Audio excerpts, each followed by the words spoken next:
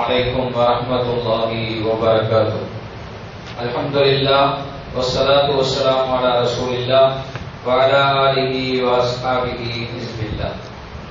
கண்ணியத்திற்குரிய அல்லாஹ்விலே நாம் தொடர்ந்து இந்த அதிகாலை சிந்தனை வழியாக அண்ணல் நபி ஸல்லல்லாஹு அலைஹி வஸல்லம் அவருடைய அருமை வரலாற்றை அதன் படிப்பினைகளோடு பார்த்து வருகிறோம்.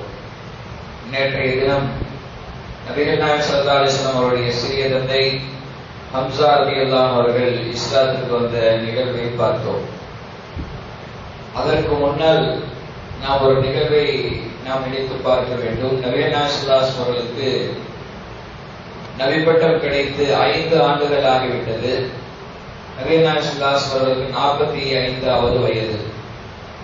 முஸ்லிம்களுடைய எண்ணிக்கை 39 நபர்களாக இருந்தது.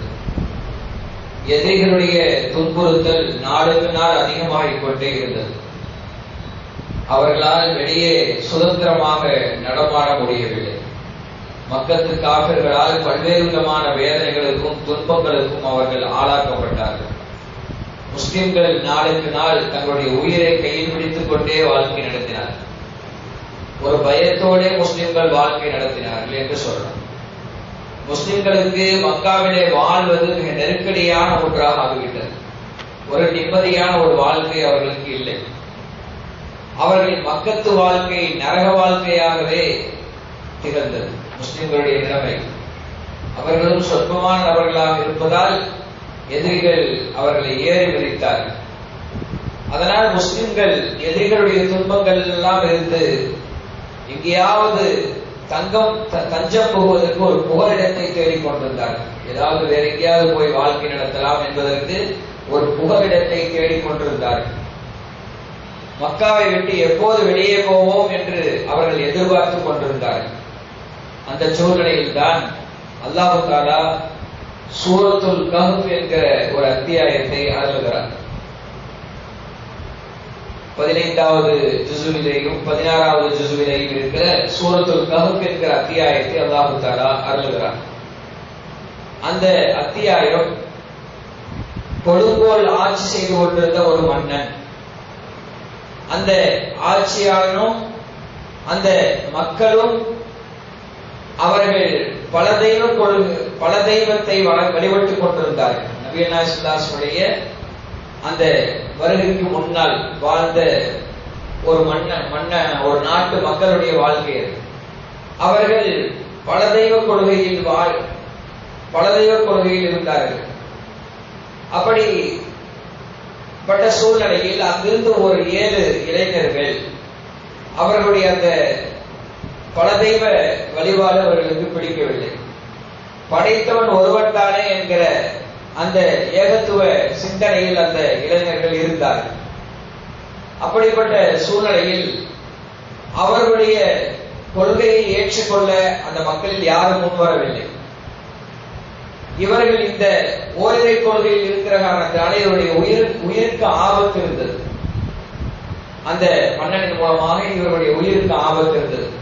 அதனால் அந்த 7 இளைஞர்களும் நாம் மட்டும் இருந்து எப்படி இவர்களை எதிர்த்து போராடுவது என்கிற ஒரு சூழலில் அவர்கள் அந்த நாட்டை விட்டு அவர்கள் வெளியேறுகிறார்கள். அப்படி வெளியேறுகிற போது தங்களுடன் ஒரு நாயையும் அழைத்து வந்தார்கள். அந்த வரலாற்றை சூரத்துல் கஹ்ஃப் அத்தியாயம் விரிவாக பேசுகிறது. அவர்கள் போய் ஒரு குகைக்குள்ளாக தங்கினார்கள்.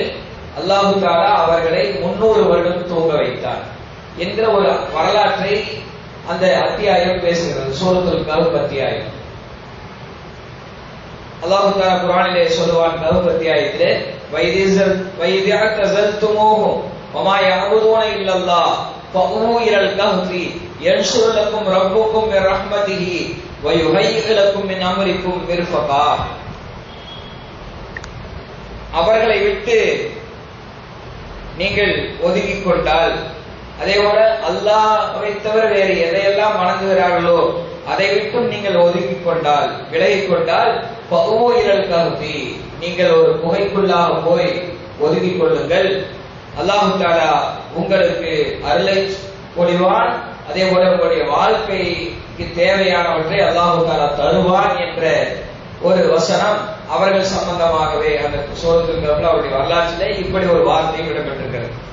இந்த வரலாற்றை நபிகள் ஸல்லல்லாஹு அலைஹி முஸ்லிம்களுக்கு எடுத்து சொன்ன போது முஸ்லிம்களுக்கு சத்தியம் எது அசத்தியம் எது என்கிற பாதையை அது தெளிவுபடுத்தியது.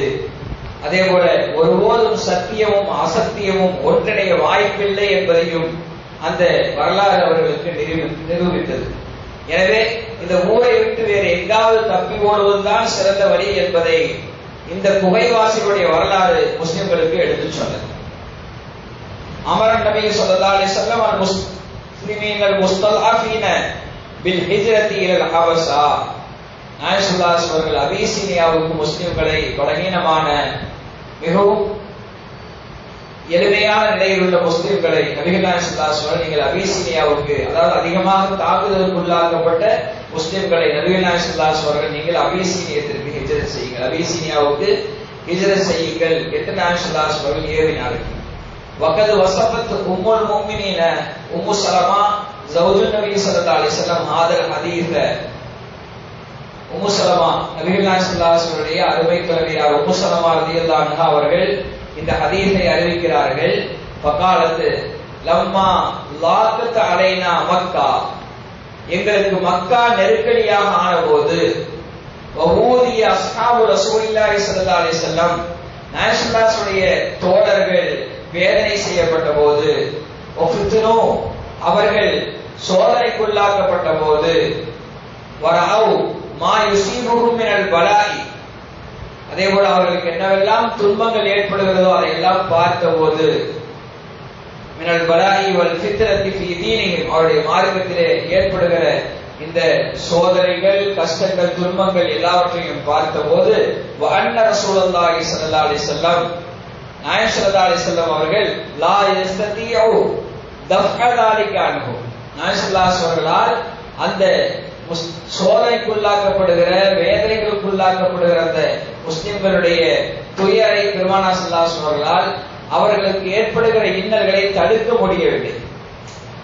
வகான ரசூலுல்லாஹி ஸல்லல்லாஹு அலைஹி வஸல்லம் ஃபீ மன்அத்தி மின் கௌமிஹி வ அம்மிஹி, நாயகம் ஸல்லல்லாஹு அலைஹி அவர்கள் தன்னுடைய அவர் ஒரு குறைஷி குலத்தை சார்ந்தவர் என்கிற காரணத்தினாலும் அபூ தாலிப் அவருடைய பாதுகாப்பு அவர்களுக்கு இருக்கிற காரணத்தினாலேயும் லா யஸ்ரு இலைஹி ஷைஉம் மிம்மா யக்ரஹு மிம்மா யனாரு அஸ்ஹாபு, நாயகம் ஸல்லல்லாஹு அலைஹி தோழர்கள் என்ன துன்பங்களை எல்லாம் சந்தித்துக் கொண்டிருக்கிறார்களோ அந்த வேதனையும் துன்பமும் பெருமானார் ஸல்லல்லாஹு அலைஹி அவர்களுக்கு எந்த பாதிப்பும் ஏற்படுத்தவில்லை.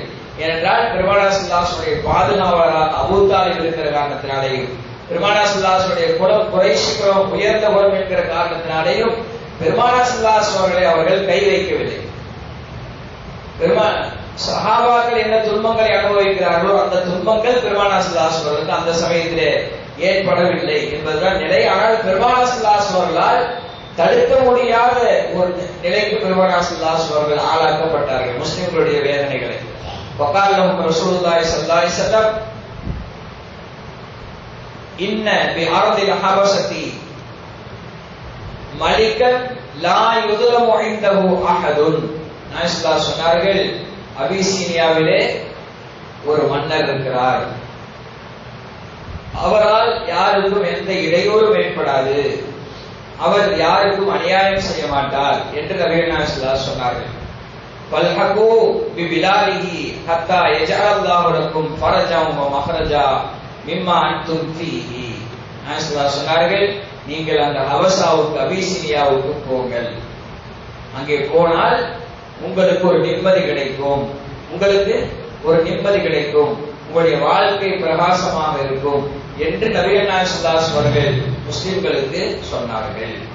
வஹரஜனா இலைஹா இர்சாலன், நாங்கள் அங்கிருந்து மக்காவிலிருந்து ஹபஸாவின் பக்கம் வெளியேறினோம் கூட்டமாக. ஹத்தஜ் தமானா பிஹா, நாங்கள் எல்லோரும் அங்கு போய் ஹபஸாவுக்கு அபிசீனியாவுக்கு போய் ஒன்று சேர்ந்தோம். பனசல்னா பிஹைரி தாரின் இலா ஹைரி ஜாரி, நாங்கள் சிறந்த ஒரு ஊரிலிருந்து வேறொரு சிறந்த ஊருக்கு நாங்கள் புறப்பட்டோம். உம்மு ஸலமா அவர்கள் அந்த நிகழ்வை சொல்கிறார். ஆமன்னாலா தீனினா, நாங்கள் எங்கள் மார்க்கத்தை மீதான நம்பிக்கையில் உறுதியாக இருந்தோம். வலம் நக்ஷமின் ஹுதுல்மா, நாங்கள் எந்த விதமான அநியாயத்தையும் பயப்படவில்லை என்று முசல்மான் அவர்கள் சொல்கிறார். ஆக முஸ்லிம்களுடைய முதல் ஹிஜ்ரத், அபிசீனிய ஹிஜ்ரத், இந்த பயணம் நிகழ்வெற்றது, நடைபெற்றது என்பது பெருமானார் ஸல்லல்லாஹு அலைஹி வஸல்லம் 45வது வயதில், நபித்துவம் பெற்ற 5வது வயதில், 5 ஆண்டுகள் ஆன போது முஸ்லிம்கள் எதிரிகளுடைய துன்பங்களையும் துயரங்களையும் பொறுக்க முடியாமல் வேதனைக்கும் கஷ்டத்திற்கும் ஆளாகி கொண்டிருந்த போது நபிகள் நாயகம் ஸல்லல்லாஹு அலைஹி வஸல்லம் அவர்கள், நீங்கள் அபிசீனியாவுக்கு ஹிஜ்ரத் செய்யுங்கள், அங்கே ஒரு மன்னர் இருக்கிறார், அவர் யாருக்கும் அநியாயம் செய்ய மாட்டார், அவர் பெயர் தான் நஜ்ஜாஷி, எனவே அவர் கிறிஸ்தவ மன்னர், நீங்கள் அங்கே போங்கள், அந்த நாட்டுக்கு போங்கள் என்றார்கள். முஸ்லிம்கள் கிளம்பி சென்றார்கள். இன்ஷா அல்லாஹ் அந்த வரலாறு, எத்தனை முஸ்லிம்கள் சென்றார்கள், எப்படி சென்றார்கள் என்கிற வரலாறு இன்ஷா அல்லாஹ் நாம் நாளை பார்ப்போம். அல்லாஹ் தஆலா நபிகள் நாயகம் ஸல்லல்லாஹு அலைஹி வஸல்லம் வரலாற்றை கேட்பதன் மூலமாக அதிலிருந்து கிடைக்கிற படிப்பினைகளை பின்பற்றி நடக்கக்கூடிய நல்ல தௌஃபீக்கினை அல்லாஹ் தஆலா நம்மளுக்கு தந்தல்வானாக. ஆமீன். வாஹிரு தஅவானா அல்ஹம்துலில்லாஹி ரப்பில் ஆலமீன். வஸ்ஸலாமு அலைக்கும் வரஹ்மத்துல்லாஹி வபரகாத்துஹு. சுப்ஹானல்லாஹி வபிஹம்திஹி, சுப்ஹானக்கல்லாஹும்ம வபிஹம்திக, நஷ்ஹது அன் லா இலாஹா இல்லா அன்த வனஸ்தக்ஃபிருக வனதூபு இலைக். ஆமீன். சுப்ஹான ரப்பிக ரப்பில் இஸ்ஸத்தி அம்மா யசிஃபூன், வஸ்ஸலாமு அலல் முர்ஸலீன், வல்ஹம்துலில்லாஹி ரப்பில் ஆலமீன். ஸல்லல்லாஹு அலா முஹம்மத் ஸல்லல்லாஹு அலைஹி வஸல்லம், ஸல்லல்லாஹு அலா முஹம்மத் ஸல்லல்லாஹு அலைஹி வஸல்லம், ஸல்லல்லாஹு அலா முஹம்மத் யா ரப்பி ஸல்லி அலைஹி வஸல்லம்.